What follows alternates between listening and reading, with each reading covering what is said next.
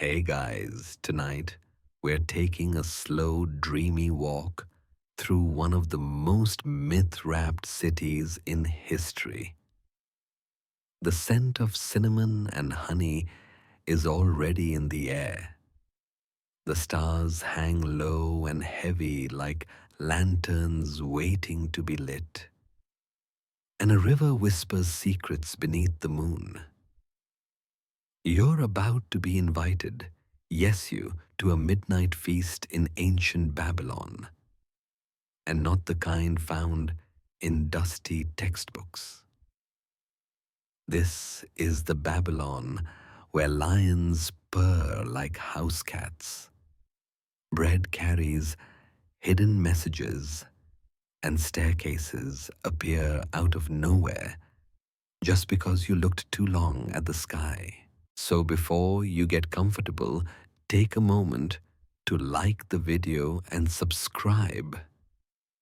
But only if you genuinely enjoy what I do here.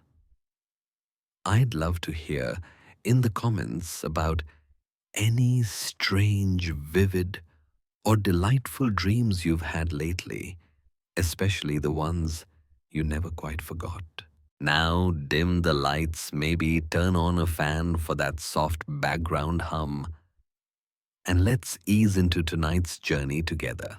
You're lying in bed and sleep just isn't happening. Not in a dramatic tossing and turning way.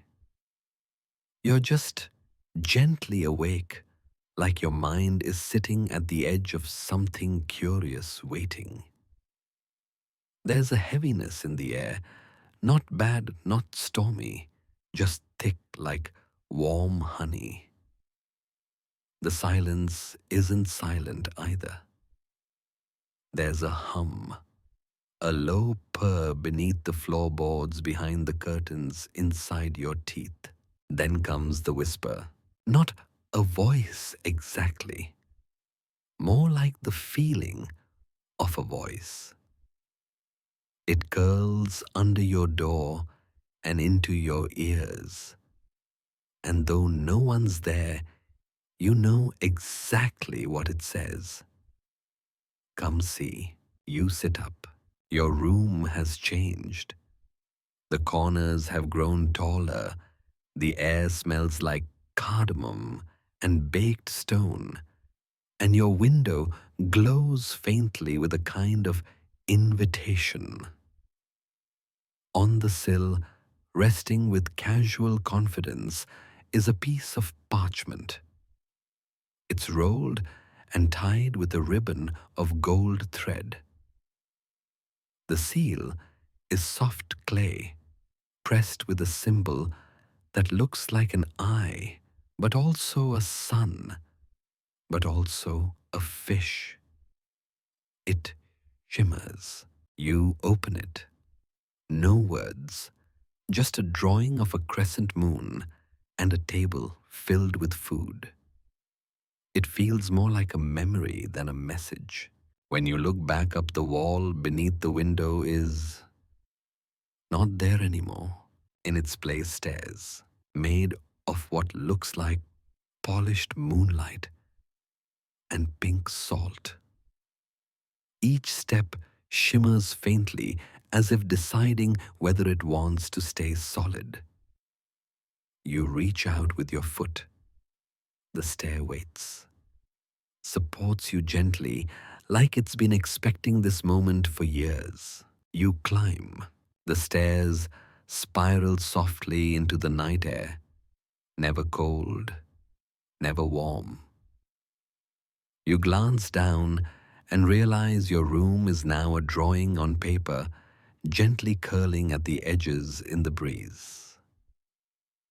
Above you, the sky shifts from modern black to a deep indigo, the kind that feels painted on with ink and reverence. As you ascend, little things change. Your clothes adjust themselves. Nothing dramatic, just subtle.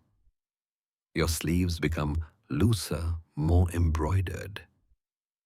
You notice your sandals' weight. You're wearing sandals are now beaded in blue and gold.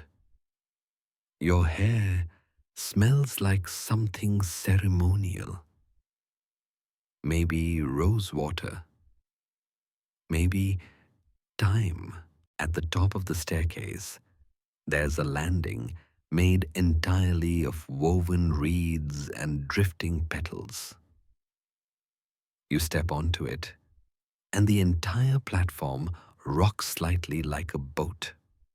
Ahead, a dark river sparkles under the moon, the Euphrates, wide and calm and so old. It feels like it's humming to itself. A single boat waits at the dock, long curved with sides carved into the shape of ibis wings. Instead of lanterns, dozens of oil lamps float freely around it, bobbing gently in the air like fireflies on holiday. The boatman is cloaked in shadows, not spooky, just comfortably mysterious, like the kind of person who's guided travelers through stories more times than he can count. He says nothing, simply nods and holds out a hand. You take it. As you step aboard, the lamps blink once in greeting. Then the river carries you silently toward the heart of ancient Babylon, the city of gardens and gates of stars and stone and secrets baked into clay tablets. You don't feel time pass. You don't need to. Your fingers trail the water and it feels like cool silk. Above constellations, you don't recognize blink patiently. One of the lamps nudges close to your ear and whispers something. You don't understand the words, but you do understand the feeling you're expected. The boat curves gently toward the shore, where something vast and glowing awaits. And you feel deep in your chest that the invitation was not just for a feast, it was for a memory waiting to be made. You step outside properly this time. No levitation, no attic swooping flourish. Just feet on the ground, with magic buzzing in your chest like 1,000 bees drunk on peach soda. You feel it in your teeth, behind your eyes, along your spine, as if someone laced your nervous system with stardust. Your neighborhood looks the same, except it doesn't. The mailbox hums something jazzy. The trees wave their branches at you in that "hey buddy" kind of way. You pass your neighbor's front yard and realize her lawn flamingos are no longer plastic. They're real. Not in the flapping, pooping wildlife reserve kind of real. These flamingos wear monocles, speak with soft French accents, and are currently discussing literary theory and fencing technique. Salute one says with a courteous nod, "Today is for poetry." No, you nod solemnly. Of course it is. Down the street, a child is playing hopscotch. But the numbers change every time her feet hit the pavement. 17 banana triangle, oops, she laughs, landing on somewhere else. She vanishes for 3 seconds, then reappears holding glittering pebbles and a very confused frog. The frog salutes you. You wave. Because what else do you do when a frog salutes? There's a breeze you didn't call for, but it seems to know you anyway. It tugs at your sleeves like a conspiratorial sibling, nudging you toward the corner grocery store. You follow, passing a newspaper stand where the headlines shift, constantly flickering between "You are doing great" and "Free biscuits for the brave." At the grocery store, the door opens without a sound. You expect the usual toothpaste and canned soup, but the smell inside is different. Sugar, rosemary, and something faintly electrical. The aisles have rearranged themselves. It's now more of a magical co-op where avocados whisper self-affirmations and cereal boxes write nutritional poetry. High in fiber and thoughts unspoken, one box says, with quiet pride, the produce manager is levitating 2 feet above the ground in lotus position. He looks at you, eyes faintly glowing blue. "Ah," he says, "you're the one today." You blink. The one, the magic, he says. You've got the flavor of it. Zingy, like lime and static. Mmm. He gestures to a display of mangoes. These sing in C minor now. Want one? You take a mango. It hums in your palm like it's thinking about a secret. Outside again, everything's bolder. A tree opens its trunk to reveal a spiral staircase. A low-hanging cloud trails confetti. A line of ants on the sidewalk spells out, "Hope you're having fun." You are. At the corner, you pause. Your old elementary school is up ahead, and it's doing something. The playground glows. The swings swing themselves, giggling like they're ticklish. The jungle gym stretches and blinks like it's waking from a 20-year nap. You step closer and whisper, "Are you okay?" The jungle gym groans like creaky metal turning into a whale song. Then replies in a deep baritone, "Haven't stretched in 20 years. Feels nice." You nod respectfully. Even playgrounds deserve a good stretch. A stern-faced bronze bust of the school's founder turns its head as you walk by and mutters, "Tell Principal Reeves, I still think the vending machine prices are absurd." Duly noted. The air is charged not with danger, but attention. The world watches you now, not surveillance. More like admiration. Like how a forest holds its breath when a deer walks past. That kind of quiet that says something rare is happening. A squirrel leaps onto your shoulder. You expect chaos. Instead, it settles like a tiny cowboy and says, "You're not the first, but you're probably the funniest." First what? To get a day, it says. A full day with the good stuff. One day of full permission. It pauses, licks its paw. I recommend hats. Hats are fun. Then it hops into a mailbox which sneezes, then starts humming jazz again. You sit on a bench near the school. It shifts itself into perfect comfort beneath you. Above, leaves swirl into a shaded canopy. You raise your hand. With a thought, you change a patch of sky. It turns lavender with tiny stars. A test. The stars wink back. You start to play. You make the stop sign hum a bass line. You teach a rosebush to grow in spirals. You whistle, and 3 pigeons start beatboxing. Fence posts bob their heads.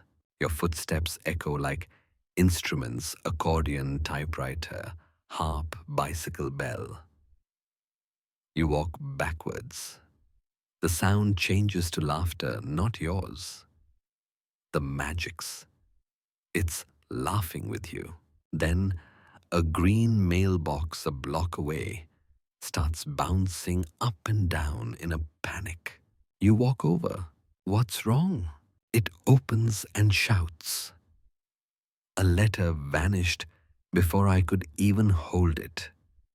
That's mail fraud in reverse. You frown, squint at the sky. There's a shimmer at the cloud's edge, like a blink, a pinhole in a balloon. Interesting. You pat the mailbox gently and whisper, I'll keep an eye out. It nods satisfied and hums itself to sleep. You pass your neighbor's dog on the way home. Pickles. The golden retriever is levitating with crossed paws, reading Manifesting Your Inner Wolf. You give him a thumbs up. He barks something that might be Latin. At your front step, you pause. This magic is absurd. A parade of nonsense stitched together with delight. But there's something deeper. In the quiet glimmers before laughter, in how forgotten corners of your neighborhood bloom again, in how pigeons know exactly when to harmonize. You step inside. Your house breathes like a sleeping cat. You wonder, what happens when you stop playing? What happens when you ask it something serious? And why is the wind starting to whisper in rhymes? You don't know who's beating the drum. Maybe no one is. Maybe it's time itself tapping at the window of a night too perfect to miss. The rhythm isn't urgent. It's steady. Absent-minded like your heartbeat when you're dreaming, but somehow aware you're dreaming. In front of you, the three dates still quiver slightly, as if swaying to a song no one is singing out loud. You pick up the first one. Its skin is smooth, like your grandmother's hands when you were small. The scent is sweet, but not sugary. More like the sweetness of a promise kept secret for centuries. You eat it, and the world slows down. It doesn't stop, just changes tempo. You're still seated at the table, but everything around you is different now. Your fellow guests are wearing tall hats and holding wooden spinning tops, each painted in brilliant colors. One by one, they spin their tops, and with each turn, a memory emerges. Not theirs, not yours, but someone's. A man in a charcoal robe spins a fish-shaped top. When it stops, you see him sitting under a date palm, giggling as someone serenades him through a window with a reed flute. A girl with hair braided in blue ribbons spins a crescent moon top. When it stills, you're all standing in a desert beneath a full moon, roasting flatbread over a fire made from pages of unsent apologies. You glance at the top in front of you. It's shaped like a cloud, a small cloud painted in a shade you can only describe as unspoken memory. You place your fingers on it and spin. When it stops, you see yourself on a rooftop in Babylon late at night. Someone is singing in the distance. You wear a white robe, a cup of pomegranate wine in your hand. Beside you, someone. Their face is unclear, but you know them. from another life that never happened. You blink. The first date is gone. The second one bounces softly impatient. You pick it up. Its flavor is deeper this time, slightly spicy on the tip of your tongue, like a whisper meant for no one else. You close your eyes, open them, and now you're in a small wooden boat drifting down the Euphrates.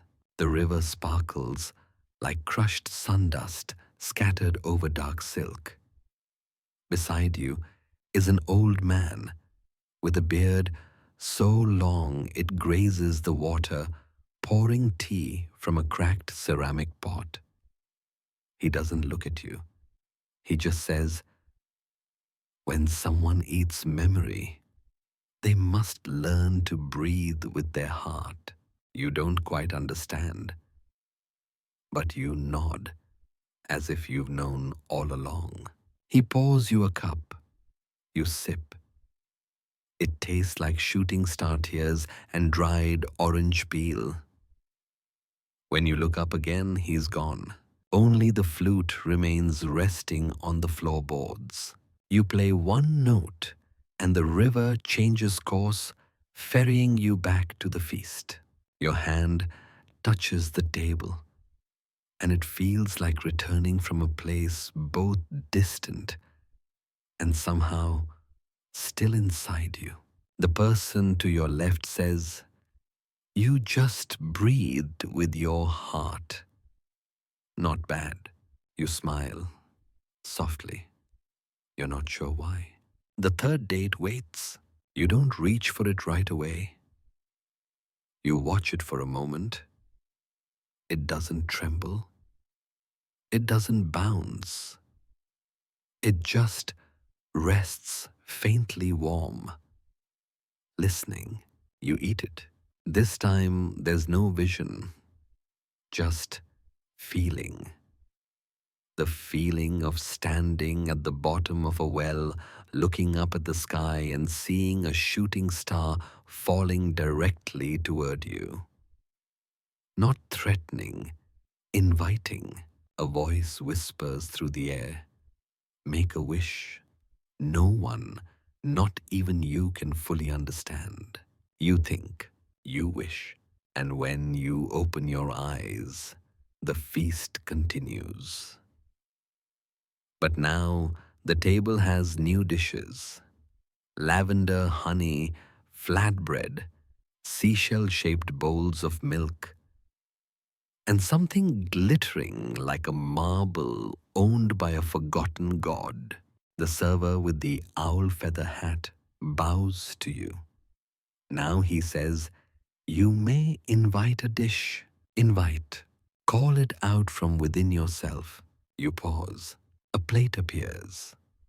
On it is a small peach, ripe and soft, with a fracture along its skin, shaped like a map of a city that never existed. You take a bite and realize you just summoned a moment. A moment you've never lived but will now never forget. And before you can say anything else, someone at the head of the table taps their glass. A voice says, "It's time for stories." You dab your lips with a jasmine-scented cloth, adjust your posture, and wait. Because clearly, this was only the appetizer. You don't say anything. Not yet. There's a kind of reverence hanging in the air now. Like the quiet that follows a truly perfect chord, or the way everyone goes still when someone blows out the candles on a birthday cake and the smoke starts to spell something in cursive. You take a breath, the kind that tastes like sleep and starlight and maybe a little bit of toasted marshmallow. You walk, not toward anything in particular, just with purpose. The road unfolds in front of you, brick by brick. You're almost sure it wasn't there a second ago. But that's fine. That's allowed now. You've crossed the threshold where reality checks are impolite. To your left, a street lamp yawns and stretches, shaking off a few stray moths. One of them stays behind, hovering near your ear, like it's trying to whisper a lullaby. To your right, a bookstore appears. It's small, squat, crooked in a friendly sort of way. The windows are fogged up like it's been dreaming. A bell above the door tinkles in E-flat as you enter. You're the only customer. The interior is too big for the outside, but not in a show-offy way. It just feels like it's grown over time the way a favorite hoodie does, quietly and with loyalty. Books stack themselves. A ladder with no visible purpose rolls past you of its own accord. Looking for anything in particular, asks the voice. You glance up. The shopkeeper isn't quite a person, not entirely. More like a cloud of ink and gentle suspicion shaped into a cardigan. I think I'm just browsing, you say. They nod approvingly. Good. The books like to choose. You run your hand along a shelf labeled fictional memoirs by people who never existed. One of the titles gives you goosebumps just by proximity. Another starts whispering its opening line in a voice that sounds suspiciously like your third-grade teacher. You keep moving, past travel guides to places that might be real, past instruction manuals for machines that never worked the same way twice. You find a section labeled Midnight Feasts. Curious, the covers glow faintly. One smells like cinnamon, another like cold stone and old paper. You pick one up. The menu changes with the moon and flip through. There are recipes, sure, but also stories, memories, a recipe for candlelight you can eat. A note in the margin. Don't serve the third course until the owl lands. You look up. There's an owl watching you from the top shelf. He blinks. Once, twice, then lifts one foot and opens his claw. A tiny invitation flutters down. You catch it. It reads, "You are cordially invited to the 9,000th midnight feast in the hanging gardens of Babylon. Attire whatever makes you feel most yourself." Guests. Those who've recently remembered how to wonder. Please bring one small curiosity to share. You look at the owl. He winks. And then, you're not in the bookstore anymore. You're in your bedroom. But different. The bed is the same, but it floats slightly above the floor now, and the walls breathe gently like a sleepy forest.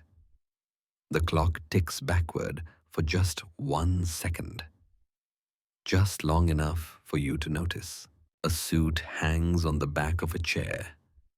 No, not a suit, more like a robe made from fog and velvet, and maybe the sound of a harp played backward. When you touch it, it shivers pleasantly. It fits perfectly. A mirror on the wall shows your reflection not exactly as you are, but as you remember feeling when you were at your most comfortable. You're most curious. You're most you.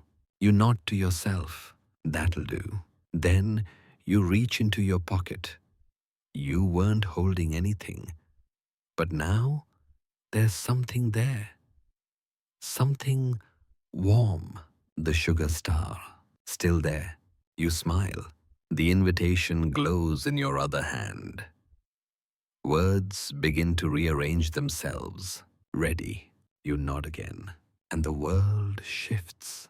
Not in a swirling, spinning, teleporting kind of way, just like a curtain being drawn aside. One blink, and you're standing on a stone path lined with glowing lanterns. Above you, the stars have braided themselves into spirals. Not constellations, stories. You see a whale chasing a comet, a tea kettle boiling over and raining stars, a child with wings carrying a suitcase labeled someday. You walk forward, the path curves, and then you see it, the Hanging Gardens of Babylon. Not a historical reconstruction, the real thing, or rather the dream of the real thing. Everything is too alive, too blooming. Water flows upward in places. The plants sway in time to music that hasn't started yet. The steps glow faintly, guiding your feet, like they've been waiting centuries just to carry you. At the top, a long table stretches beneath flowering vines and star silk canopies. Guests are arriving. One wears a cloak made of thunderclouds. Another has a crown of autumn leaves and bare feet. A child floats by holding a balloon that hums a lullaby in three-part harmony. No one looks surprised to see you. You find your seat. There's a card with your name on it. The ink changes color depending on your mood. The plate before you holds nothing. Yet, the chair adjusts itself under you with a sound like a gentle sigh. The owl lands on the armrest and gives you a once-over. You clean up well, he says. You smile, because somehow you've never felt more ready. Not for a party, not for food, but for a story. And tonight, the story is you. You take a slow breath, the kind that settles in your chest like warm tea, fragrant and steady. Around you, the feast begins not with food, but with music, the kind that arrives like fog and leaves like memory. No instruments in sight, just sounds blooming from the walls, the trees, the very air. Someone 2 seats down gently lifts their spoon, and the spoon hums. Your plate glimmers. Not because something appears, but because it's remembering something. A shimmer like heat haze swirls above it. Then, with the softest sound like a sigh and a bell stitched together, something forms. A small dome of something golden and soft.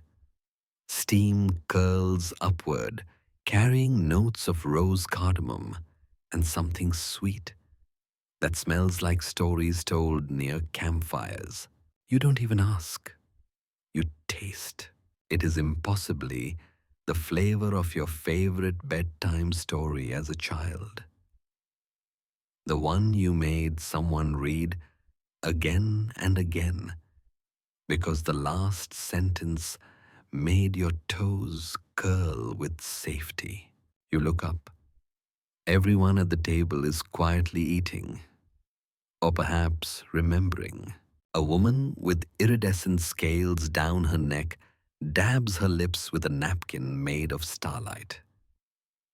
Mine tasted like my grandmother's kitchen, but not the real one.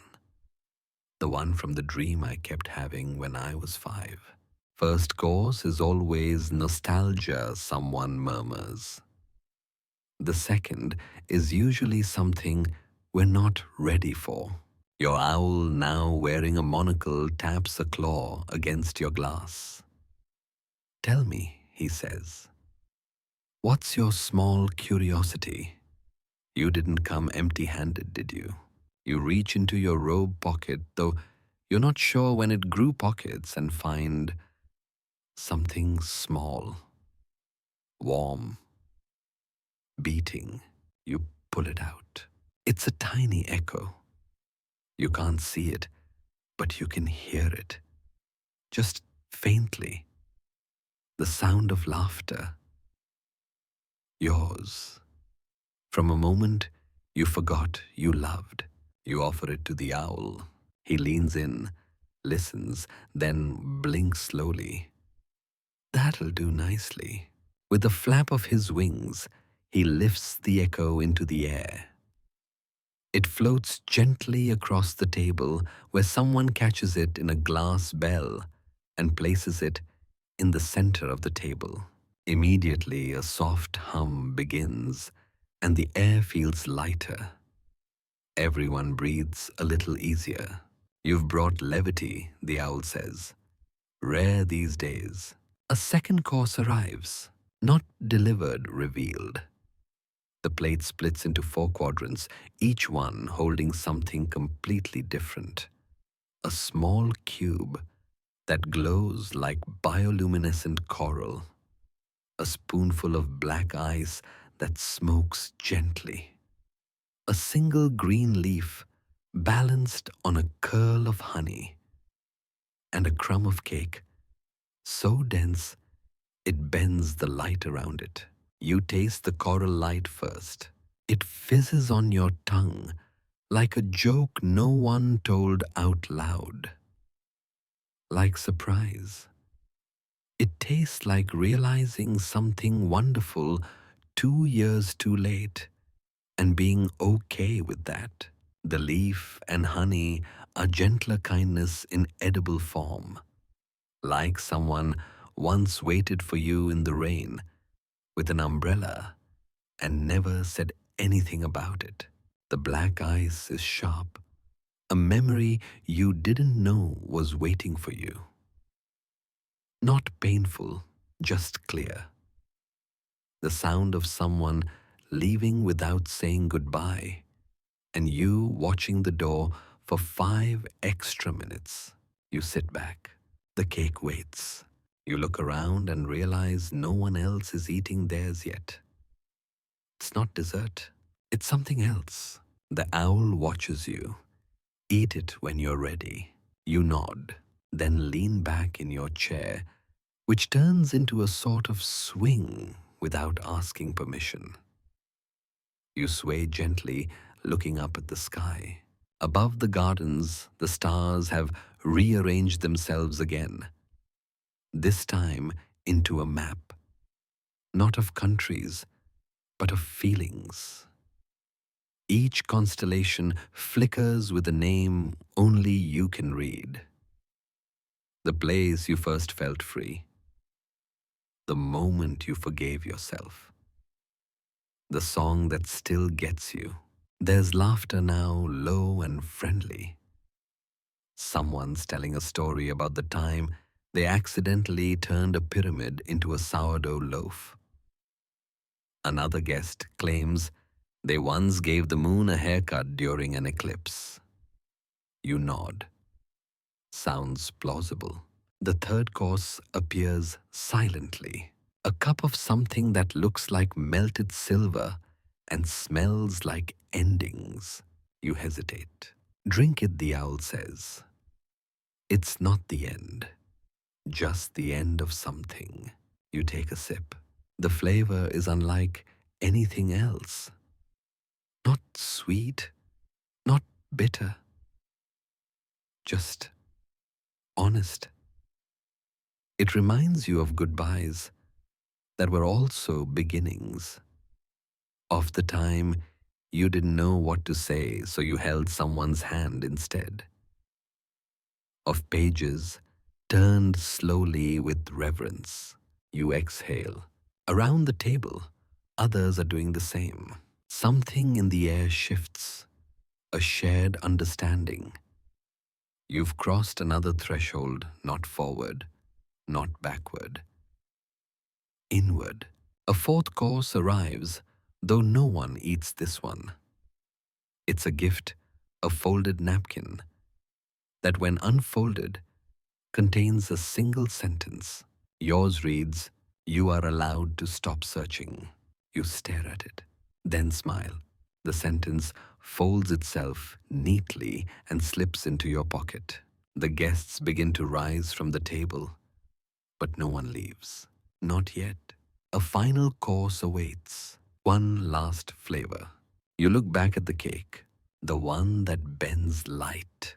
You pick it up and take a bite. It tastes like you. All the parts you've tried to hide, all the ones you've grown, all the versions of you that never made it to the surface.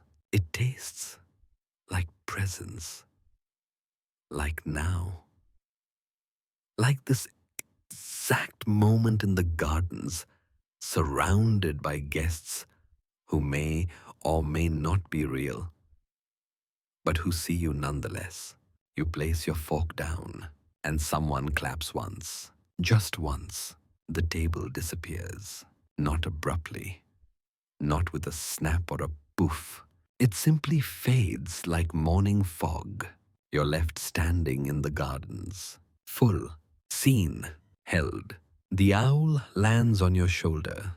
"Well," he says, "now the fun begins." You tilt your head. "That wasn't the fun." "Oh no," he says, eyes twinkling. "That was just the invitation." And somewhere in the distance, a new path unfolds. You take one step toward the path, then another. The stones beneath your feet rearrange themselves politely, making sure you don't trip. A few of them hum softly. Nothing recognizable, just a kind of cozy background melody, like a cat purring in a different dimension. The owl shifts his weight on your shoulder. "You'll want to follow the sound," he says. "What sound?" "That one," he says, pointing his beak toward a faint rhythm in the air, like distant drums, played underwater, or a heartbeat inside a peach. You follow. The garden seems endless, but not in a lost sort of way. It curves inward like a spiral shell, each corner revealing a new oddity.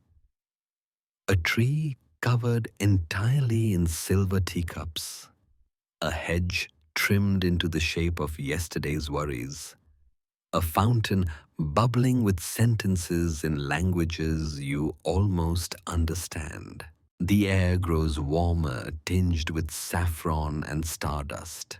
Ahead you see a gate made entirely of shadows. It's not spooky, just uncertain. It flickers like it's asking your permission. You step through and suddenly you're indoors. Somehow the walls breathe.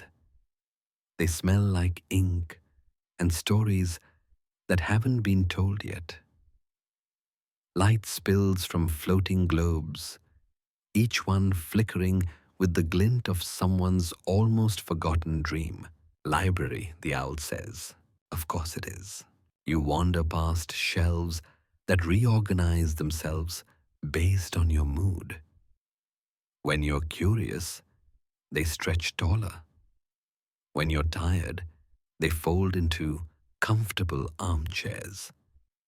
When you hesitate, they purr encouragingly. You reach for a book. It opens itself. Inside a memory you don't quite remember having.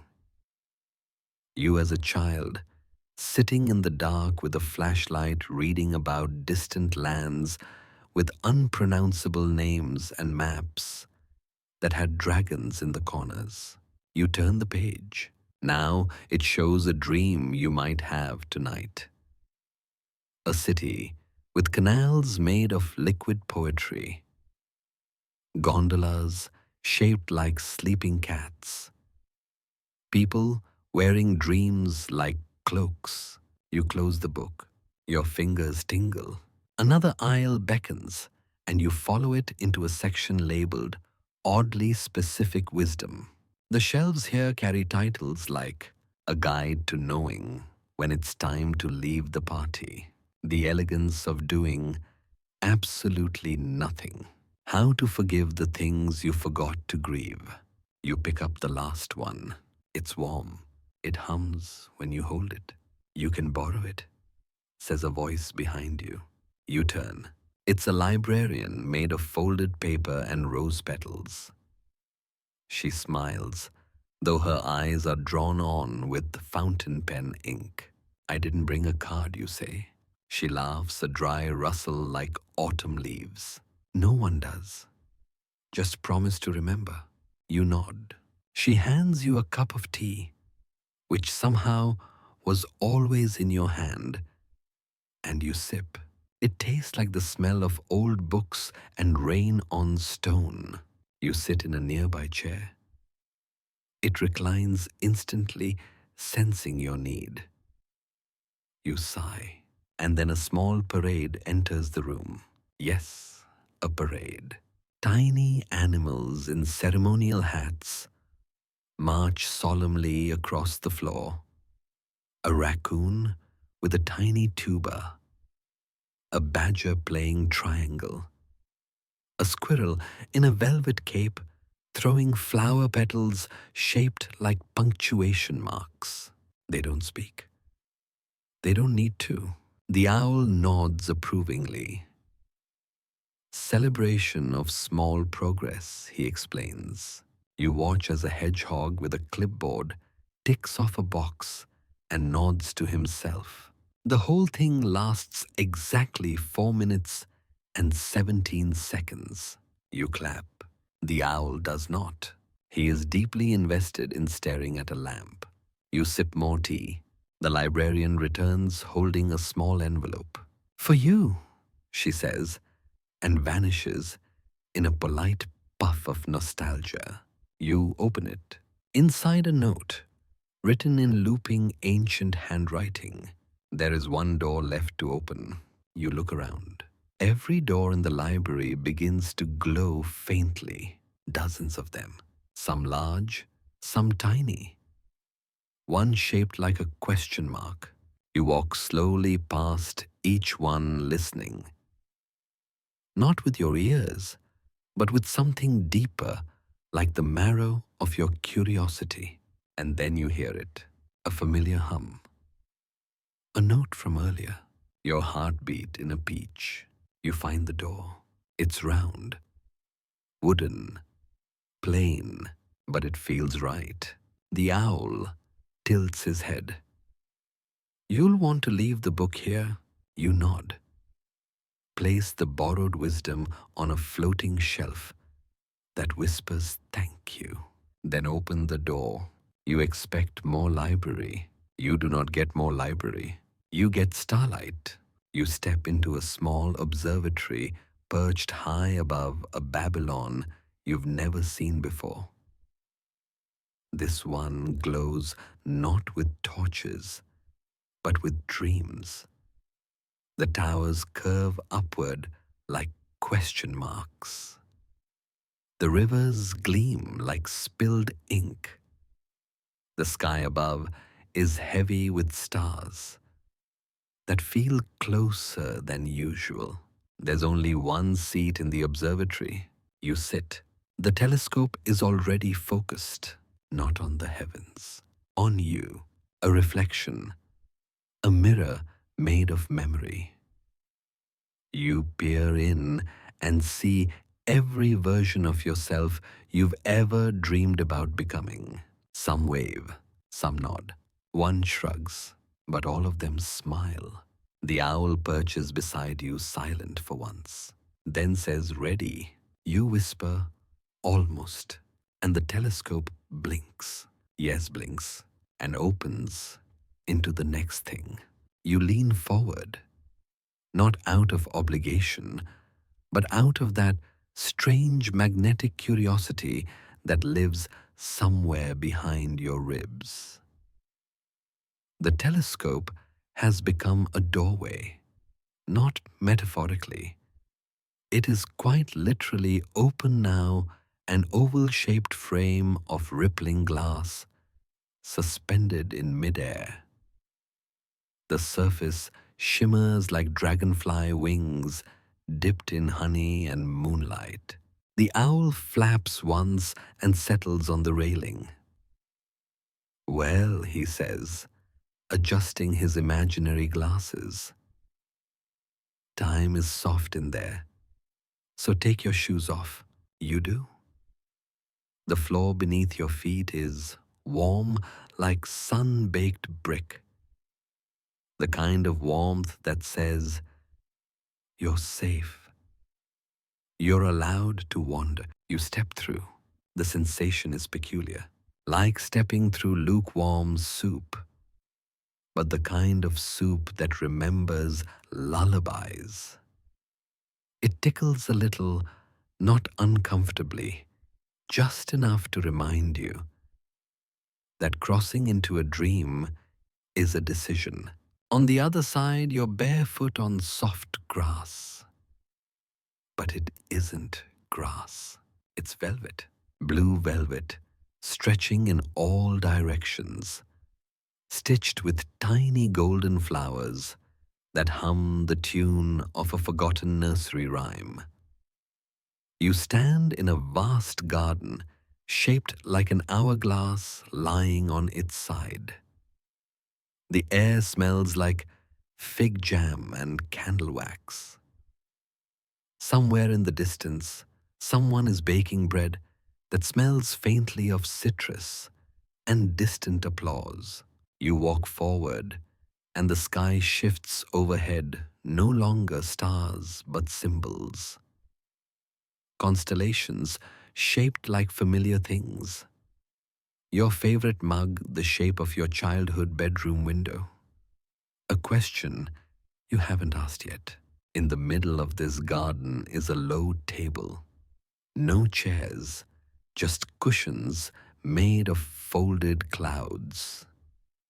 You sit, and a breeze rolls in carrying the scent of roasted almonds, and is that storybook ink?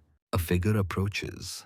She's wearing a robe made of leaves and time. Her hair is long and tangled with morning dew, and her smile is the exact same shape as the one your best friend wore the first time you told them your favorite secret. She places a bowl in front of you. Inside stars, tiny edible stars. She says in a voice like rain tapping glass, "This is for remembering. Eat slowly." You pick up a star. It glows gently in your hand, then flutters into your mouth, melting like cotton candy that knows your name. Immediately, you're somewhere else. A hallway lined with mirrors. But they don't show your reflection. They show moments. Ones you didn't realize you remembered. That time you found a ladybug and named it Geraldine. The day you almost gave up on learning to whistle, then suddenly didn't. A rainy afternoon spent doing absolutely nothing and feeling strangely proud of that fact. You turn back to the table. The figure is gone, but in her place is a notebook, bound in stitched silk and starlight resting beside a pen made of dusk. It's open to a page titled, "If you could say one thing to your younger self." You hesitate. Then you write, not a speech, just a sentence, maybe two, and the ink glows as you finish. Behind you, the velvet field rustles. Someone else has arrived, not a person, a fox, but not the kind that darts or snarls or hides. This one walks like it's late to a poetry reading and doesn't particularly care. It sits across from you and blinks once. "You're getting closer," it says. To what? It tilts its head. to asking the real question. You frown. What's the real question? The fox shrugs, then rolls over and sneezes. A small scroll falls out of its fur. You pick it up. It unfurls itself with a sigh. The words on it read, "If you knew it would be forgotten tomorrow, would you still share it tonight?" You pause. The stars overhead flicker in your peripheral vision. The notebook glows softly beside you. You look at the fox. It's gone. Typical fox. But something new is there in its place, a door frame. Just a frame. No door. Hovering in the air, lit by memory and the smell of cinnamon. You stand feeling taller somehow, more like yourself than you felt in a long while. As you walk through the frame, the velvet beneath your feet turns to stone steps winding downward into warm shadows. The dream changes again. Now you're in a banquet hall, but not just any hall. It is the feast, the one the owl mentioned. The one whispered into your dreams by the rhyming wind. Long tables stretch endlessly, covered in platters of impossible foods, glowing fruits from forgotten orchards, soups that shimmer with the reflections of old lullabies, bread that slices itself and tells you stories while you chew. People are gathered, but they're not loud. There's a hush, a reverence, not solemn, grateful. You find your place.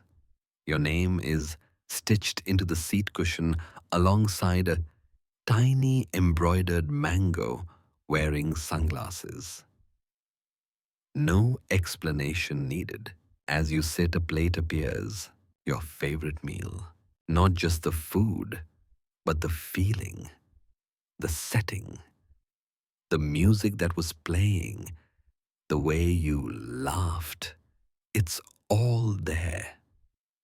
Somehow. And across from you sits someone unexpected. You, but not quite. An older you. A version from another thread of possibility. They raise a glass and smile. To showing up, they say. You clink glasses, and suddenly the dream deepens. The clink of your glasses rings out like a bell in water soft, slow rippling into the hush of the hall. Everything holds its breath for a heartbeat. Then the feast exhales around you, and the banquet begins to truly unfold. Platters glide in mid-air, swaying gently to an invisible rhythm. Glasses refill themselves, not chaotically, but politely, as if asking permission before every top-up. A jug of honey tea bows slightly before pouring into your cup. The table hums a song you don't quite know, but somehow feel like you wrote in a dream once years ago while dozing on a train. The older you, or alternate you, or gently distorted mirror of you, sits quietly across the table, watching you with a kind of fondness that isn't earned by deeds, but by simply being here. They don't ask you anything. They just pass you a bowl of something golden and laugh softly when it sparkles a bit too much. Still a bit dramatic, I see, they say as if to themselves. You take a bite, and the flavors unfold like stories. One of them is about a night under a porch swing. Another is the exact taste of your first little victory. Another is just the color periwinkle. Don't ask how. It simply is. All around guests are drifting into the feast, not arriving so much as surfacing like memories that suddenly decide to be remembered. A child made entirely of chalk dust, a musician with no instrument, just music following him like a shadow, an old woman whose laughter makes nearby spoons stand up and applaud. You catch snippets of conversation. One man is discussing the logistics of dream honey farming with a centaur who smells like nutmeg. A pair of twins are arguing gently about whether they were both part of the same childhood. Someone's hat is playing jazz. The alternate you leans in elbows on the table. I wondered what version of me would get the feast day, they say. You tilt your head and they grin. I'm not disappointed. The words settle between you like a warm coat. You sip your tea. Then the lights shift, not dim, not flash, just turn warmer. Candles you hadn't noticed flare up one by one down the center of the table, forming a glowing pathway.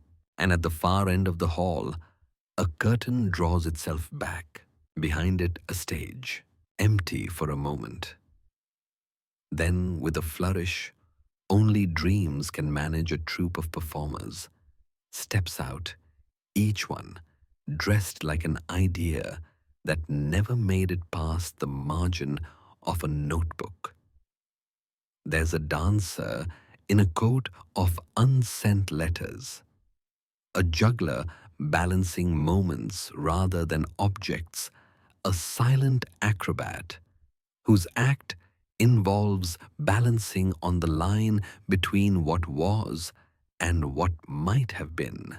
They begin to perform and you are mesmerized because it's not a performance meant to impress. It's a performance meant to remind. One act brings back the feeling of looking out a car window at night while listening to a song that says everything and nothing all at once. Another act makes you remember a dream you had when you were 5 about a house made of pancakes and a mailbox that only delivered clouds. The audience is silent, not from boredom, but reverence. Across the table, your other self places a small folded napkin in your hand. You open it. Inside one word, handwritten in ink, that smells like rain. Still, you look up confused. They smile. It's not a command. It's a possibility. You nod, even though you don't entirely understand yet. That's okay. Some meanings arrive slowly, like tea steeping. Just then, someone taps a glass with a spoon. Once, gently, the room quiets further. The host arrives. You hadn't realized there was a host. They're not what you expect. Not regal or booming. Just familiar. Like an aunt you've only ever met in dreams. Their robes are stitched from discarded bedtime stories, and their eyes sparkle with the kind of mischief only known to people who remember what it's like to believe in secret passageways behind library shelves. They don't give a speech. They just say, the course between longing and memory is now being served. A server, shaped like a cloud with legs, sets down a dish in front of you. It looks simple bread and salt, but the moment you touch it, it shifts. The bread turns into the shape of your first heartbreak, then back again. The salt tastes like something you never said then, like something you wish you had. You eat, and you feel full not just in body, but in something deeper, like your spine is warmer, like your thoughts are better seated in your mind. The alternate you raises a glass one final time to the question we never ask, they say. You clink glasses again. The sound now is softer, closer to a heartbeat. The lights shift once more, and you know it's time, not to leave, but to move forward. A hallway has opened beyond the stage, lined with tiny lanterns, each one flickering with a scene from a dream, maybe yours, maybe not. You can't tell, but one glows brighter as you near it. Inside it, the city, Babylon, alive. You step through. The moment your foot crosses the threshold of the hallway, sound changes. It doesn't fade, it deepens, like stepping into the baseline of a dream. Your heartbeat sinks to it automatically. A soft thump, thump that echoes against the tiled floor beneath you.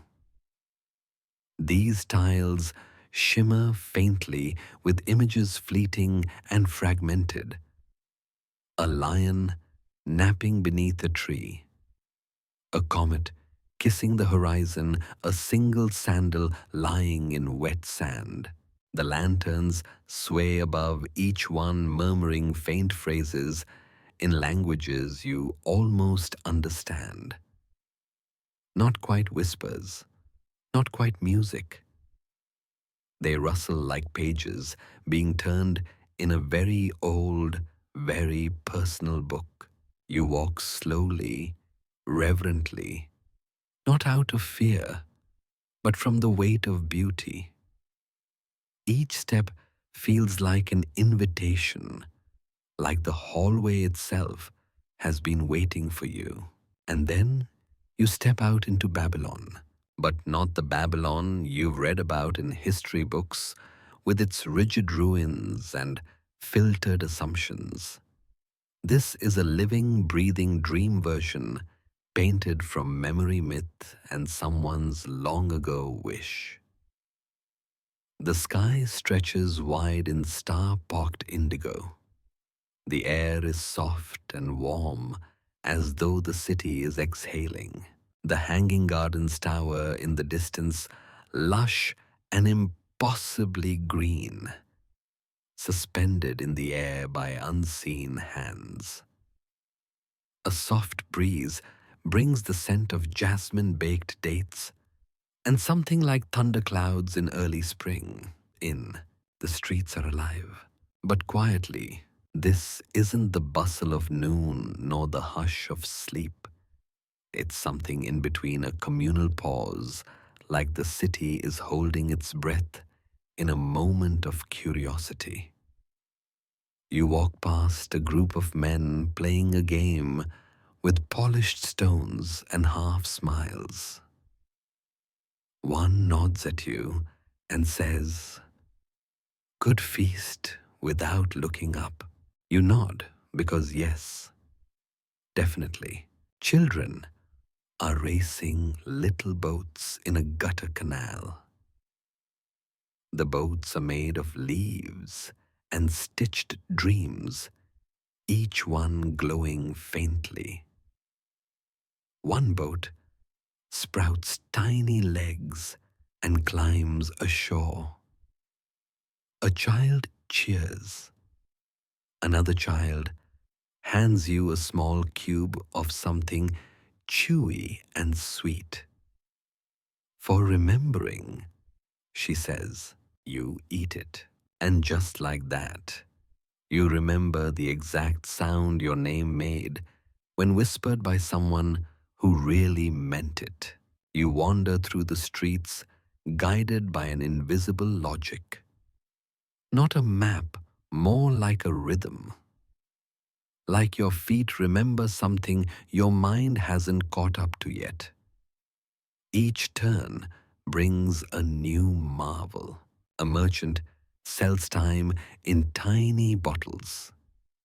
One holds the last good day of winter. Another is labeled almost a kiss. They clink gently on his table, glowing faintly gold. A scribe with ink-stained fingers writes letters on paper that immediately fold themselves into birds and fly off into the night. A street musician plays a flute made of glass and water, and the notes shimmer in the air like soap bubbles, each one holding a tiny memory. One floats past your ear, and you hear a voice say, "Don't forget who you were before you were worried." You nod again, though no one asked a question. The city stretches wider, stranger, kinder. You step into a courtyard where dancers move in silence, their feet leaving trails of light on the stone. One dancer beckons, and you join. You don't know the steps, but your body remembers. You twirl a laugh, forget why you were ever anxious. It's just movement now. Movement and joy. And then the music returns gently from nowhere. A low pulse, a kind of heartbeat rhythm, drumming from the deep belly of the city. A voice floats from above. The final chorus is ready. You look up.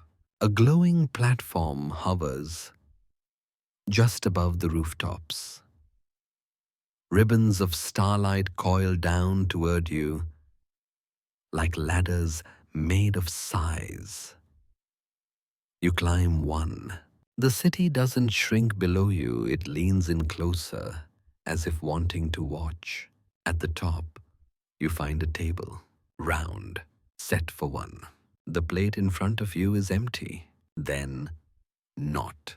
Slowly, a dessert forms on the plate, something golden and crystalline, shaped like a question mark. You don't ask what it is.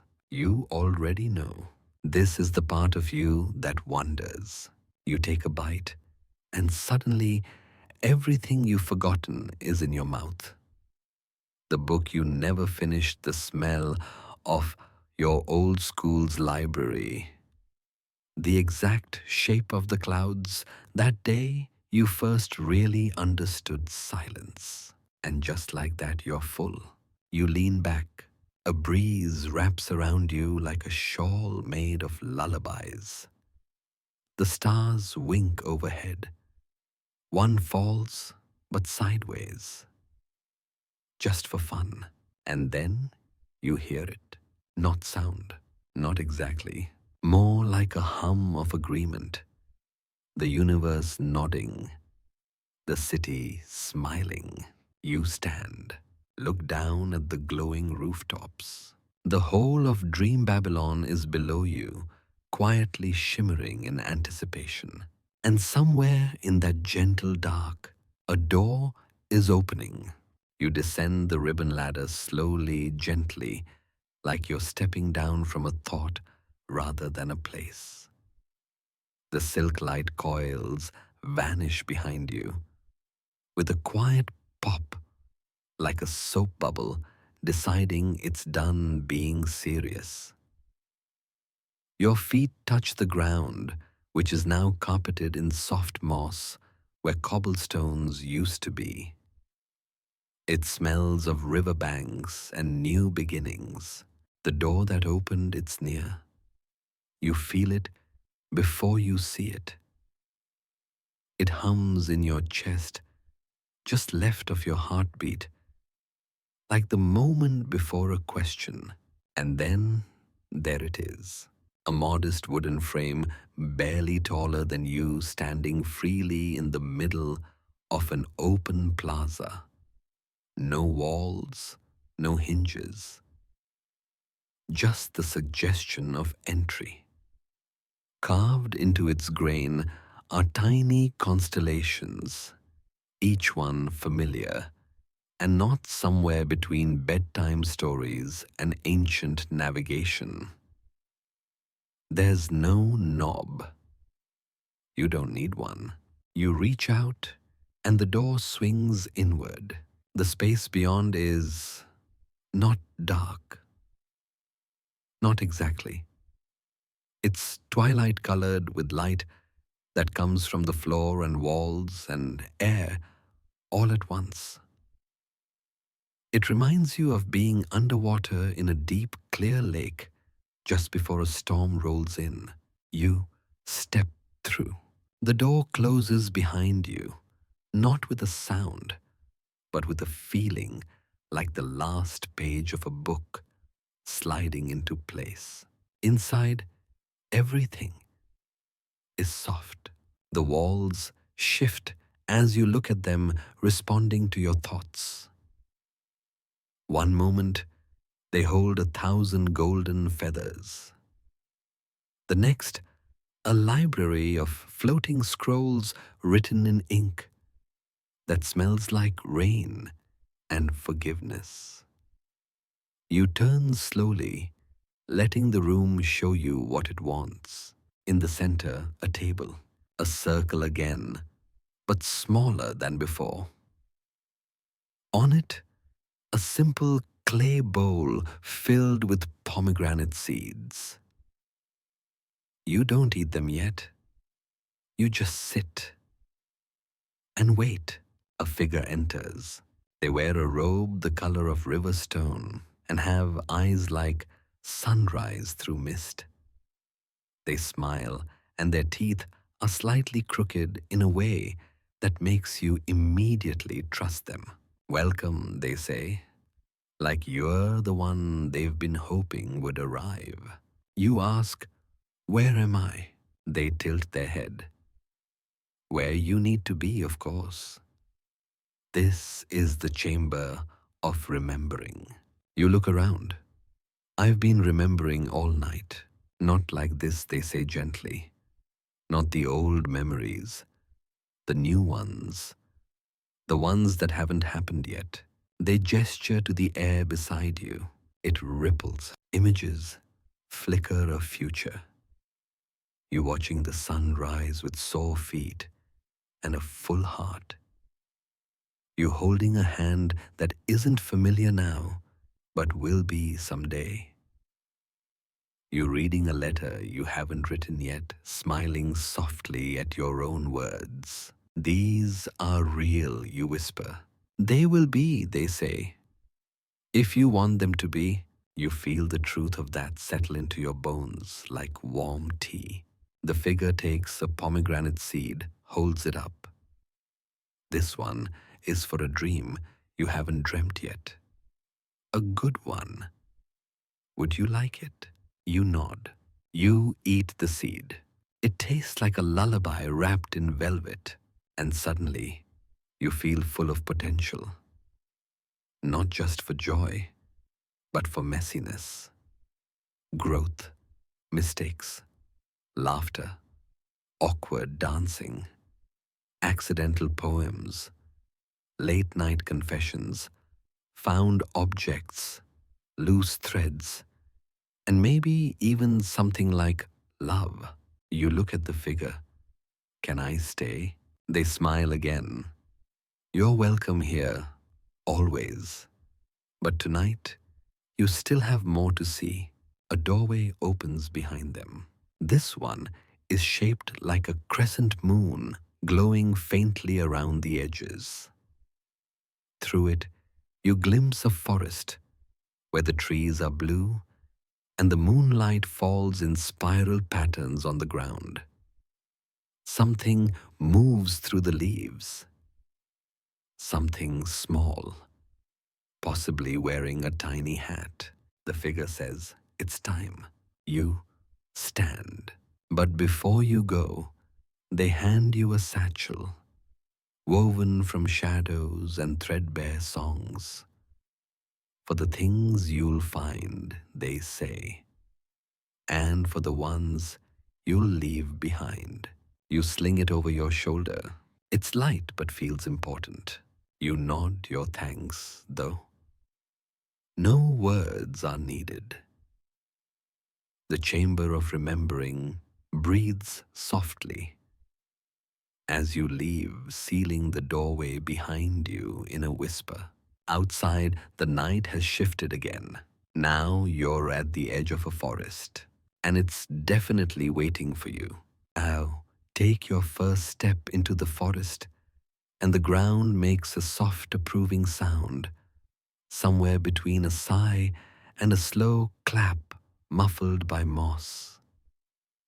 The trees part slightly to let you in like friends making space on a couch.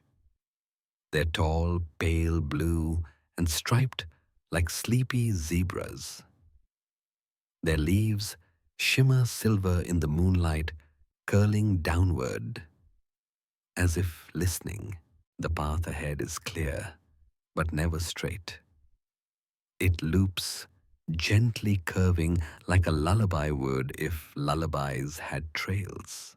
Your satchel swings at your side, and with every step, it seems to hum very faintly, a sound only you can hear, like your own story keeping tempo. Somewhere off to the left, a fox watches you.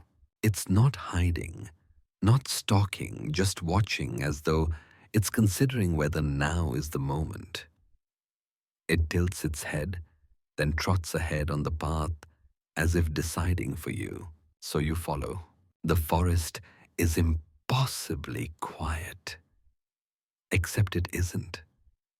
The silence is full of tiny sounds, bell chimes in the leaves, the creak of roots stretching, the soft squeak of a dream shifting in its sleep. Somewhere an owl giggles, not hoots, giggles. The fox stops now and then to check if you're still coming. Sometimes it sits. Sometimes it does a little spin like it forgot why it paused. Occasionally, it offers you a pine cone, which may or may not be enchanted. You accept the pine cone anyway and tuck it into your satchel, just in case it becomes important later. You come across a clearing. At the center, a pond, smooth as silk, reflecting the moon above like a borrowed mirror. The moon, for its part, seems unusually pleased with itself. You kneel beside the pond, and the fox sits beside you, tail curled neatly around its toes. You peer into the water. It ripples not from wind, not from you, but from something else, something underneath. And then, like a page turning the surface, shows an image. You, not now, you. A younger version, sitting alone on a swing, humming something tuneless, not quite happy, not quite sad. The fox looks at you knowingly. I remember that day, you whisper. The pond changes again. Now you see yourself a year from now, or maybe 10, leaning over a balcony, forehead pressed to glass, watching stars, thinking something important, or nothing at all. Each vision is gentle, nothing shocking, just pieces of you returned softly like borrowed sweaters. One final image, you at this very moment looking into the pond, and in that version you smile. So you do. The pond glows briefly and returns to simple water. You sit back and the fox climbs onto your lap. It's heavier than expected. Warm, comforting. Smells faintly of cinnamon and night air. After a while, the fox hops down and trots toward the other side of the clearing. A small bridge waits there, narrow, wooden, gently curved like a sleeping cat's back. Tiny lanterns line the handrails, flickering in colors you've never had words for. One of them winks at you. You cross the bridge. Halfway over, the air changes. Again.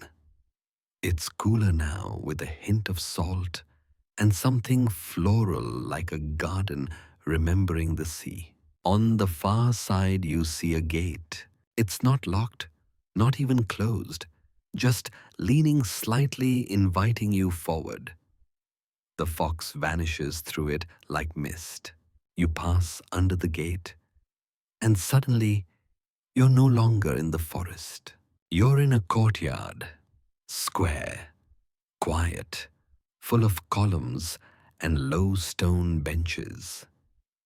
There's a breeze here, warm, steady, carrying something between flute music and old laughter. In the center stands a statue, but it's not of a king or a goddess or a hero. It's you, not in some grand pose, just sitting, thinking, one hand holding a cup, the other resting on your knee. Beneath it, carved in soft, glowing script, even now you are becoming. You feel it in your chest. That slow warmth again. The one that's followed you since the feast began. You sit on one of the benches. The stone is cool and kind. From somewhere, a low voice speaks not aloud, but directly to your thoughts. You are allowed to rest. And just like that you do. Not sleep, just rest. The kind of stillness that feels like a gift. You close your eyes for a moment. When you open them, the fox is beside you again. It places something in your lap. A folded piece of paper shaped like a boat. You unfold it. Inside a single word, continue. You smile. The fox nods. You rise. And once again, you follow. Beyond the courtyard, the world shifts again, but slowly this time, like a curtain rising in reverse. The cobblestones beneath your feet soften into sand. The sky overhead becomes velvet dark and star-drenched, not black, but deep blue with hints of plum and copper. Stars fall upward lazily like they've changed their minds.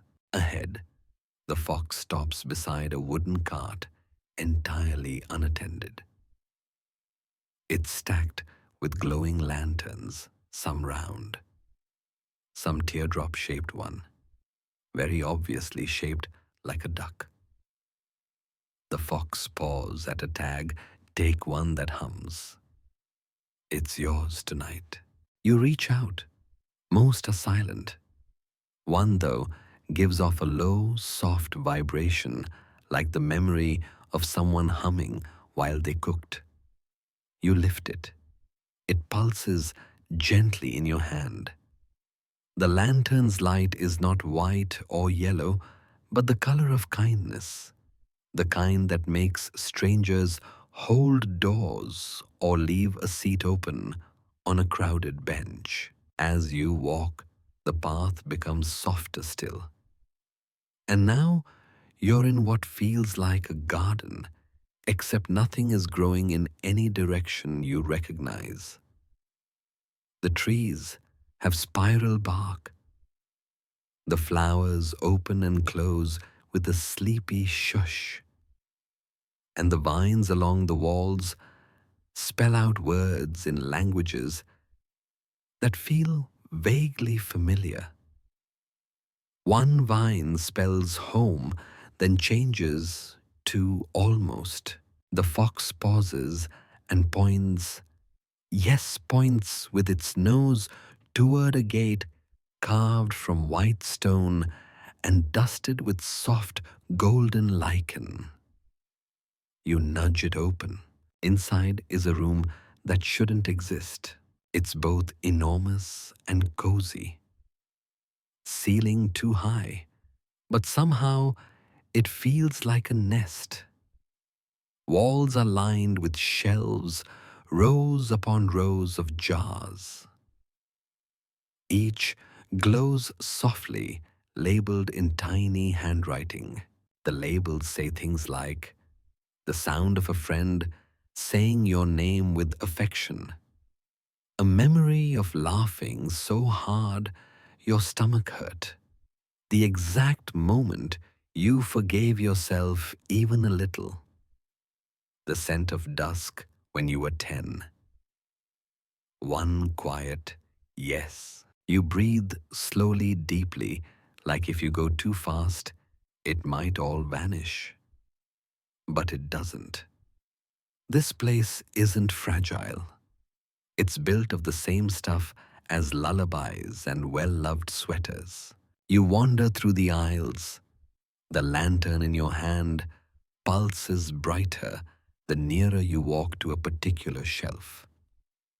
You follow its lead. A small jar sits alone near the end. No label. You reach for it. The glass is warm. When you open it, the air smells like dust and old paper, and a memory hits you. Not one you've ever known. It's borrowed. A child in ancient Babylon tiptoeing past sleeping elders, holding a tray of figs and honey cakes, trying not to giggle.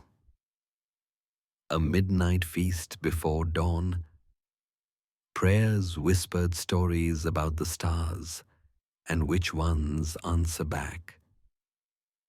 You see your hands, his hands trembling just slightly as you open a parchment and pass it to a cousin with sticky fingers.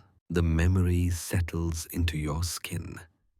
You don't feel possessed, just gently visited. You place the jar back on the shelf. It glows a little brighter. On the opposite wall, a door opens. This one is shaped like an eye, though it blinks kindly as you approach.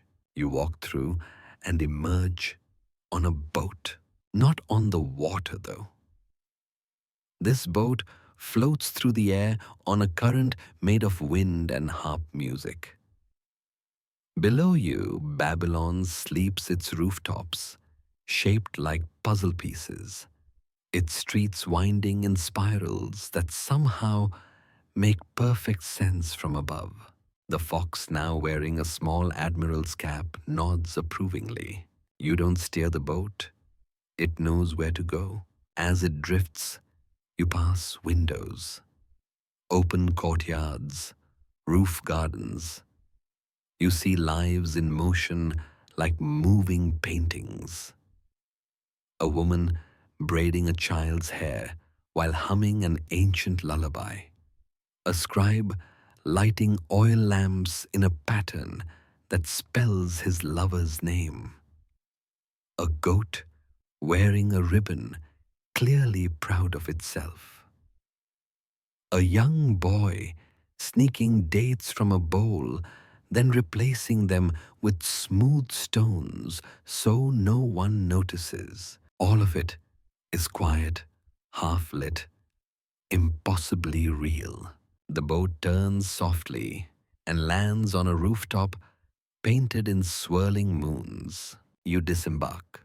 The air is warm and spiced, now cardamom, cinnamon, crushed pistachio, and the unmistakable scent of something baking. In the center of the rooftop, a table set for one. At the center, a scroll with your name written in ink that sparkles faintly. You sit, you read. The scroll contains a story you've never told, but one you somehow know. It begins with a dream and ends with a door. The middle, it's happening now. The table shifts slightly, and a small plate appears. A slice of something golden and soft. The first bite tastes like the answer to a question you never asked out loud. The lantern in your hand flickers, then settles. It's become very quiet. The fox curls up beside you. You don't say anything. You just let yourself be here, above the stars, blink gently like they're waiting for the next page. You stay on that rooftop longer than you realize. The stars wheel above you in lazy spirals. And the moon, though you swear it wasn't full earlier, puffs itself into a brilliant honey-colored lantern. You nibble the last bite of cake and notice something odd. The fork hums quietly, as if it's still digesting the story along with you. The scroll at your side folds itself into an origami bird and flies off tail feathers glowing like fireflies. You don't try to catch it. Some stories are meant to go find someone else.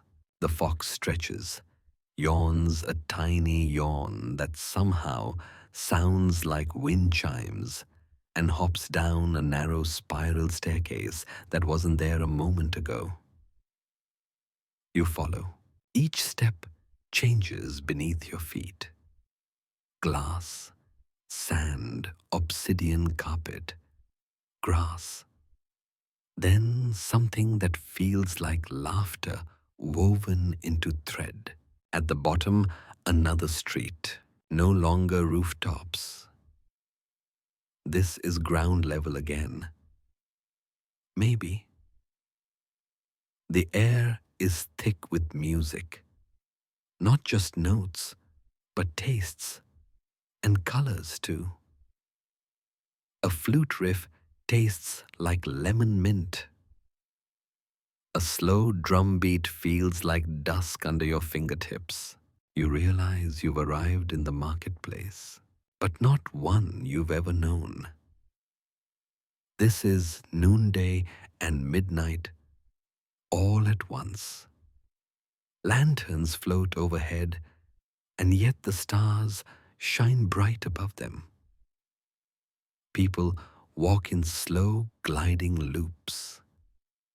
Their clothes shimmer, not fancy, just filled with motion and memory.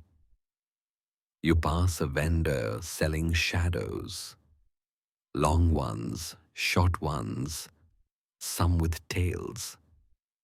Another booth offers laughter in bottles arranged by tone, chuckles, snorts, belly laughs, polite giggles, and the extremely rare silent shake. You pass a glass blower spinning dreams into figurines, a baker icing regrets into pastries so they can be consumed sweetly, a tailor measuring time in inches, snipping off only what you no longer need. The fox trots beside you now, wearing a tiny vest and carrying a clipboard. Every now and then, it checks a name, maybe yours, and nods. You don't need to buy anything. You're not here to shop. You're here to remember. One stall catches your eye. It's draped in navy silk and guarded by a very tall woman whose hair defies gravity. The sign reads, "Maps to places you forgot you loved." You're drawn to it. "Evening," she says, or "morning." Time's stretchy. You nod. She offers you a folded cloth map, the ink barely visible until you touch it. Then it glows. Streets' names, gardens, childhood hiding places. The name of a tree you once whispered secrets to. How much, you ask? She waves her hand. Already paid for. In curiosity, you thank her and move on, folding the map carefully into your pocket. The music shifts as you reach the heart of the market. Here, there's a fountain that doesn't hold water, but sound. It gurgles, memories, tiny voices, melodies, lullabies, sung in languages your ears don't know, but your bones recognize. A young boy tosses in a button and hears a grandmother's hum. A woman drops a pebble and hears her dog's bark from a summer long ago. You pause. You have nothing to throw in, no token, no coin. But the fountain seems to understand. A ripple of quiet runs across the surface, and it speaks to you. It hums the tune of your own heartbeat from when you were born. Steady, curious, new. You almost cry again. Not from sadness, from feeling seen. You rest beside the fountain. A cat climbs into your lap. It's not the fox. This is a new character entirely. The cat has one gold eye, one silver, and a tail that draws shapes in the air as it purrs. You scratch behind its ears. A tiny crowd begins to form nearby. A stage rises from the ground. Not quickly, just gently, like the earth has something to say. And finally, found the words. On the stage, a storyteller, older than anything, younger than everything. They wear a robe made of wind and stars. They begin to speak, but not in words. Images, feelings, tastes. The story is about a river that dreamed it could fly, about a mirror that forgot what it was reflecting, about a boy who taught the moon to whistle. And somehow, it's also about you. You watch, not moving, barely breathing, as the performance weaves through you, around you, inside you. When it ends, no one claps. They just rest their hands over their hearts and nod. You do the same. The fox clipboard forgotten curls up at your feet. You stay there as the market slowly dims. Stalls fold back into the ground. Musicians float upward like sparks from a fire. The fountain hums its last lullaby. Someone hands you a mug of warm milk that tastes faintly of cinnamon, and remembering things gently, you drink it. And again, the world begins to shift, not harshly, not abruptly, just gradually. Like the end of a song that doesn't really end, just changes key and lets you drift with it. The street becomes sand again, then stars. The fox becomes a silhouette, and you're floating again, but not lost. You're following the thread, still glowing, still tugging, still calling you forward. And somewhere just ahead, there's one more feast waiting.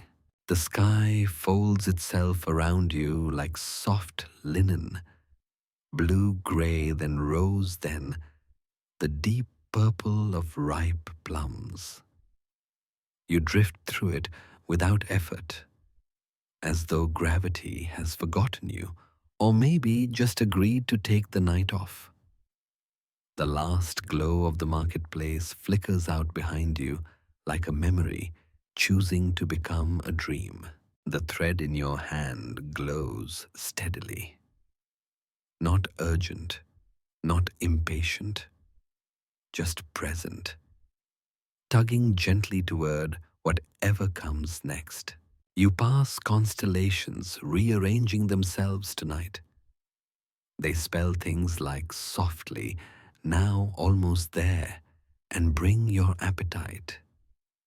One star winks at you, another offers a bow.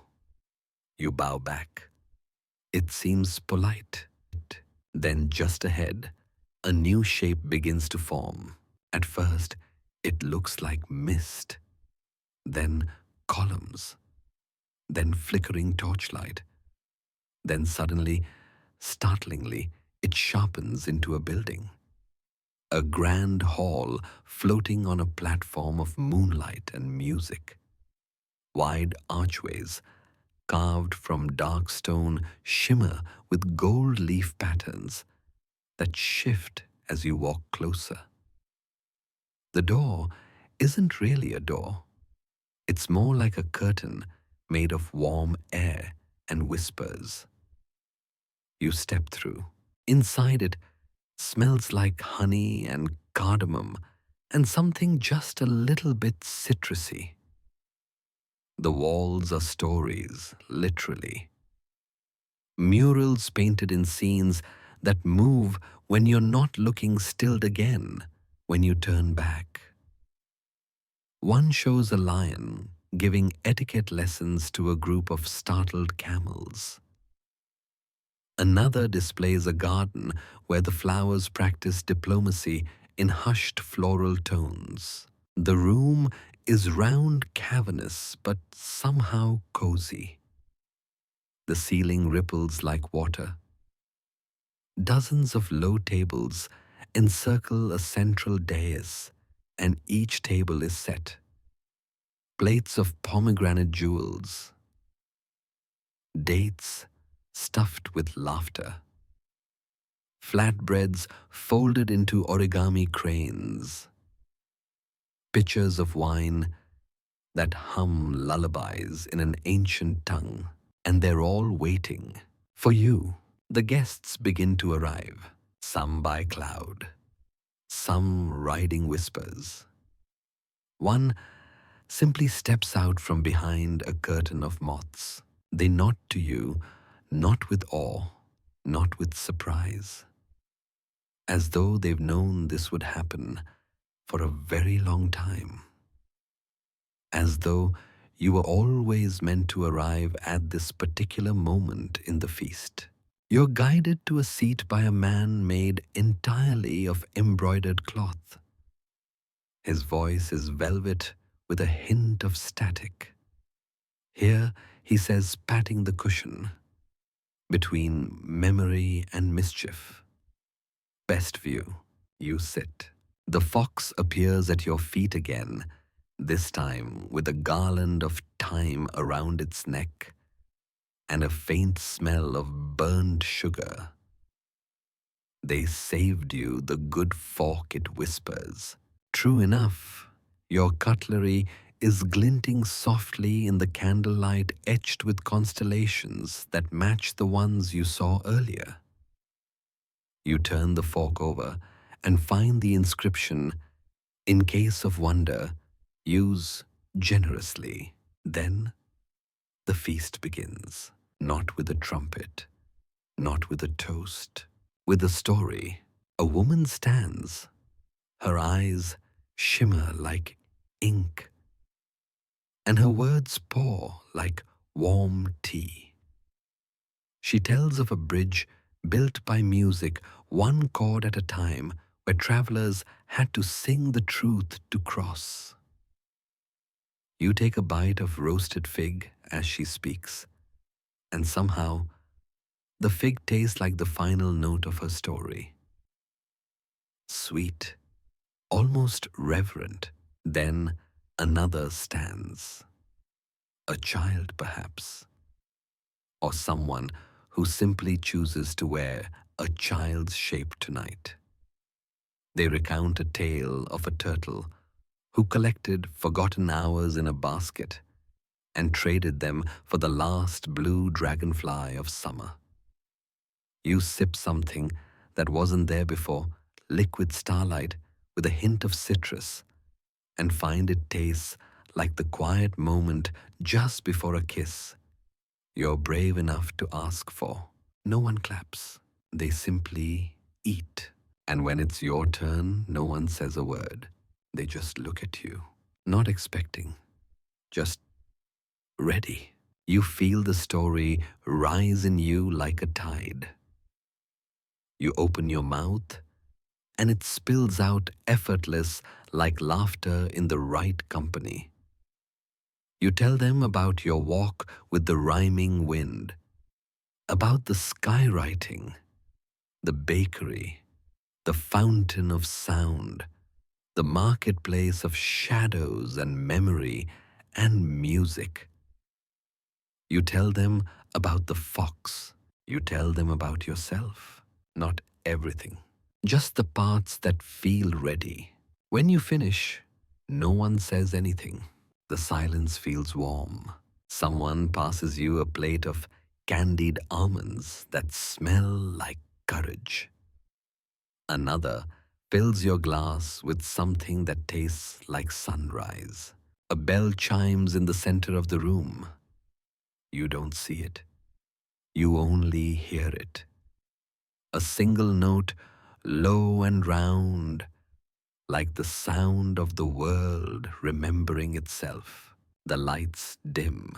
The food vanishes gently like mist before morning. The guests rise, and one by one they offer you something small. A feather that sings lullabies. A stone that remembers the first story you ever loved. A matchstick carved from a wish. The fox nudges your ankle. It's time. You rise. The embroidered man hands you a bundle wrapped in midnight blue cloth. For the walk home, he says with a wink. You nod. You can't quite speak. At the threshold, you pause. You look back. The hall is already fading, not vanishing, just returning to where it lives when no one's watching. And then the stars take over the sky again.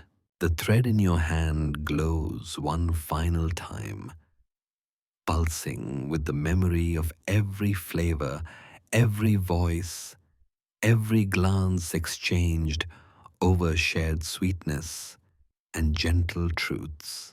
You don't tug it, you just walk. The earth returns under your feet soft and certain.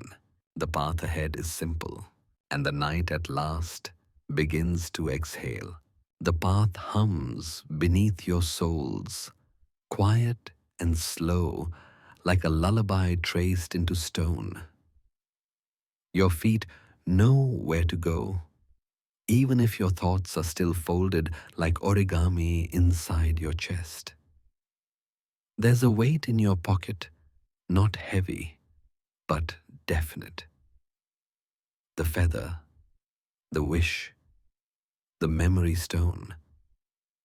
They shift together like friends. Around you, the dream quiets. Not in a vanishing way, more like a symphony easing into its final chord. The kind of quiet that says the story is told, but its warmth will linger. The sky, now ink dark and thick with stars, spreads like velvet above your head. Constellations stretch and blink lazily, no longer spelling riddles, just resting. You feel something inside you echo back. It's a strange sensation, this peaceful fullness. Like you've been fed in more ways than one. Like something hollow and unspoken has been gently filled. A breeze circles your shoulders. You half expect it to speak again, but it doesn't. It just carries the scent of sesame and cardamom as if the feast will never really leave you. You come to a place that looks familiar. Your doorstep. Only now the doormat says, "Welcome back, storyteller," and the house breathes in a little, as if relieved to see you return. The door opens before you touch it. Inside, the lights are low and golden. The chair by the window has been fluffed. The kettle hums quietly, though you didn't ask it to. There's a book on the table you don't remember placing there. But when you open it, you see the story of the night written in handwriting that's unmistakably yours. You smile. You don't read it. Not yet. Some stories are better left inside the body, a little longer allowed to simmer and settle like good tea. You sit finally and let the hush fold over you. You think of the fox. You think of the bakery and the sound of the moon. You think of the rooftop feast and the way everyone listened when you spoke. You think just for a moment that this is what dreams are made for, not to escape life, but to understand it sideways, softer, stranger, kinder. Outside, the wind shifts one last time, curling around your window with a voice like a yawn. Good night, it says. Or maybe that was you. You curl beneath your blanket and place the star-shaped sugar cube on the table beside you. It glows, faintly pulsing with slow light, like a heart that never learned how to rush. And then, without ceremony, without urgency, you close your eyes, and the night folds in. The world softens now. There's nothing more to reach for, nothing more to solve or wonder or explain. Only the gentle hush of a story that's finished its telling, and a body that feels a little warmer for having heard it. Let your shoulders settle. Let the breath come easier. Let the last glimmers of Babylon fade, not like a forgotten dream, but like the final notes of a lullaby still humming in the distance, just behind your thoughts. The feast remains somewhere tucked in the folds of the sky. The thread is still there too if ever you need it again, and maybe you will, but not tonight.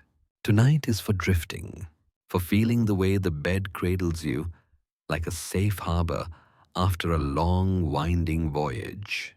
The stars outside your window know your name now. They blink softly, not asking anything of you, just watching over. There is nothing more to do. The story is complete, and you are exactly where you need to be. So sink a little deeper. Let your hands grow still. Let your thoughts flicker and float and fade into the dream stuff that waits beyond the next breath. You are not alone. You are not forgotten. You are part of something vast and kind and full of light.